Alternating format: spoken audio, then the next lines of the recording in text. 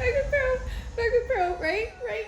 Here's the new 13-inch MacBook Pro. Damn! The M1 is the most popular and Okay, I have my tweet. Hello and welcome back.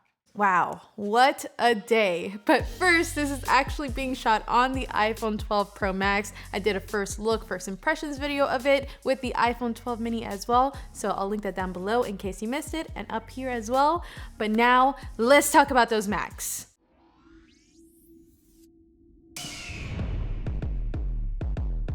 So today was Apple's One More Thing event, and the star of the show was definitely that new M1 chip. In a nutshell, That's just nuts. this is Apple's first chip outside of iPhones and iPads that will make its way into the new Macs. It has an 8-core CPU, 8-core GPU, 16-core neural engine, and I gotta say, my friends, it is looking pretty good.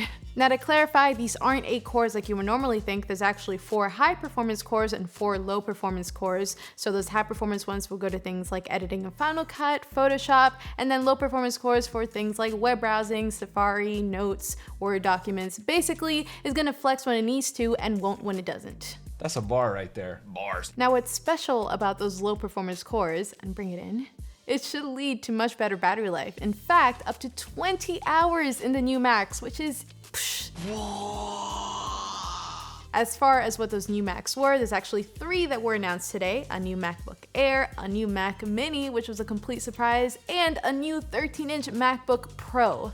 The good news is all 3 of these share a lot in common. They all have that new M1 processor, but there are some key differences, like that MacBook Air starts at a 7-core GPU instead of the 8 cores that we see in the Mac Mini and the MacBook Pro, but you can configure it to 8 if you would like to.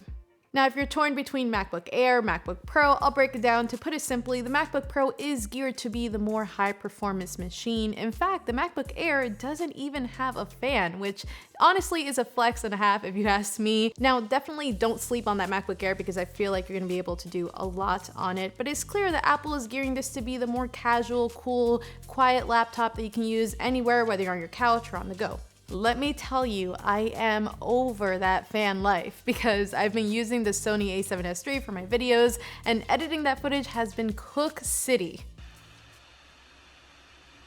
Do you hear that? That is the sound of my MacBook Pro hard at work.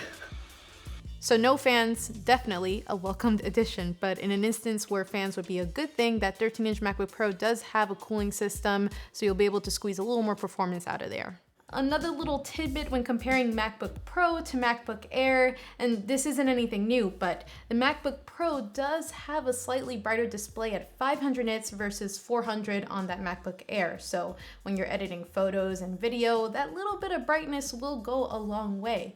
That being said, they both have a 13.3-inch display. They both have that beautiful P3 color gamut. So in terms of display tech, you're not really missing much with the MacBook Air.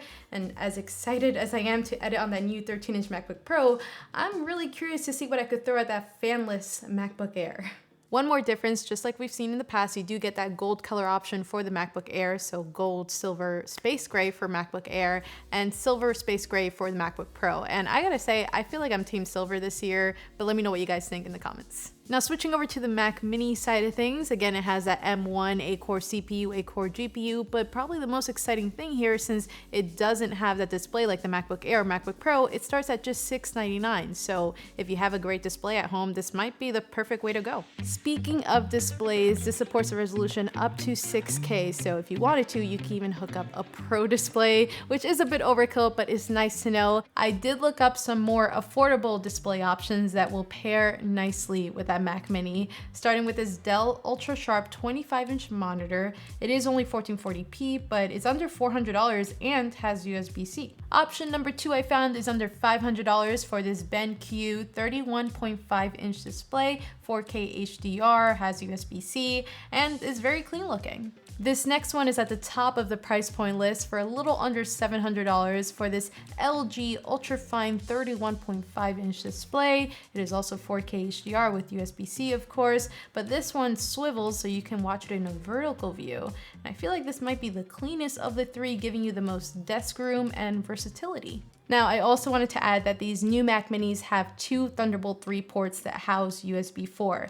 And even though it would have been nice to see a 4-port option, Apple released these new Macs with the intention of them being the entry-level machines across the board. So hopefully with those future Mac releases, we'll see a 4-port option, but for now, we're down to 2 Thunderbolt for the M1 machines. Personally, I've never used a Mac Mini, so I'm excited to check it out. If you guys use one, let me know if you're excited for this update, and also drop a like if you guys want to see a whole setup around one, because I kind of want to do that. But yeah, that's kind of it for today. You already know I will be covering all these new machines, so definitely subscribe for that. Thank you guys so much for watching, and I'll see you later.